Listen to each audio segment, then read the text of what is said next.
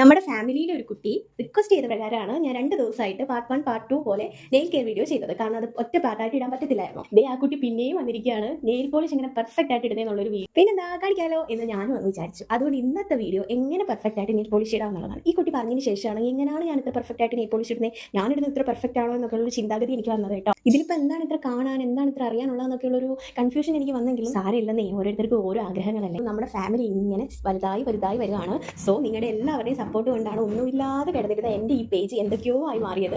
ഞാനങ്ങനെ വീഡിയോ എടുത്ത് ശീലമില്ലാത്തത് കൊണ്ട് തന്നെ ഇപ്പം എന്തെങ്കിലുമൊക്കെ ഒന്ന് കാട്ടിക്കൂട്ടി ഇടണം എന്നുള്ള ഒരു ടെൻഡൻസി എനിക്ക് വന്നുകൊണ്ടിരിക്കുകയാണ്. അതൊക്കെ നിങ്ങൾ കാരണമാണ്. എനിക്ക് thank you so much. Polish പ്രത്യേകിച്ച് കാര്യങ്ങളൊന്നും ശ്രദ്ധിക്കാതാണ് ഇടുന്നത്. പക്ഷേ ഇടുമ്പം ഞാൻ നല്ല രീതിയിൽ കോൺസെൻട്രേറ്റ് ചെയ്താണ് ഇടുന്നത്. എന്ത് ചെയ്താലും എനിക്കത് പെർഫെക്റ്റ് ആയിട്ട് തന്നെ ചെയ്യണം എന്നുള്ളൊരു ലക്ഷ്യം എനിക്കുണ്ട് കേട്ടോ. അതുകൊണ്ട് തന്നെയാണ് ഞാൻ ആദ്യമായിട്ട് നെയിൽ പോളിഷ് ഓക്കെ അല്ലാത്തതുകൊണ്ട് ഞാൻ അപ്പാടെ അത് തൂത്ത് കളഞ്ഞിട്ട് പിന്നെ വേറൊരു നെയിൽ പോളിഷ് ചൂസ് ചെയ്തിട്ട് അതിട്ടത് കേട്ടോ. ഞാൻ പ്രത്യേകിച്ച് കാര്യങ്ങളൊന്നും ശ്രദ്ധിക്കാനില്ല. പിന്നെ ഫസ്റ്റ് കോട്ട് ഞാൻ നമ്മുടെ നെയിൽ കംപ്ലീറ്റ് ആയിട്ട് കവർ ചെയ്യുന്ന രീതിയിലല്ല ഇടുന്നത്. ചെറിയൊരു ഗ്യാപ്പ് അവിടെ വിടുന്നുണ്ട്. അന്നേരം കുറച്ചും കൂടി ഒരു ഭംഗി തോന്നിക്കും. പതിയെ സാവധാനം ഞാൻ ജസ്റ്റ് ഒന്ന് പുഷ് ചെയ്തിട്ട് താഴോട്ട് കേട്ടോ, മേലോട്ടൊന്ന് പുഷ് ചെയ്തിട്ട് ഇങ്ങനെ താഴോട്ട് മെല്ലെ ഞാൻ ഇട്ടിട്ട് വരുന്നത്. ഇതൊക്കെ ഉള്ളൂ ഞാൻ ശ്രദ്ധിക്കുന്നത്. അങ്ങനെ ഞാൻ എങ്ങനെയാണ് ഞാനത് പറയേണ്ടത് എനിക്ക് അറിയത്തില്ല. പിന്നെ ആ കുട്ടി ഇങ്ങനെ പറഞ്ഞത് കൊണ്ട് ഞാൻ ജസ്റ്റ് ഒന്ന് കാണിച്ചതേ ഉള്ളൂ. കാലിലും സെയിം അങ്ങനെ തന്നെയാണ്. സത്യം പറഞ്ഞ കാലിലിട്ട് നെയിൽ പോളിഷ് എനിക്ക് ഇഷ്ടപ്പെട്ടില്ല. പിന്നെ ഇതിനകത്ത് വീണ്ടും തൂത്തിട്ട് കഴിഞ്ഞാൽ നിങ്ങൾക്ക് എന്താ തോന്നുന്നു വെച്ചിട്ടാണ് ഞാൻ അത് തൂത്ത് കളയുന്നത്. കാലിൽ ഞാൻ ആ വലിയ വിരലിൽ മാത്രമേ നഖം വളർത്താറുള്ളൂ.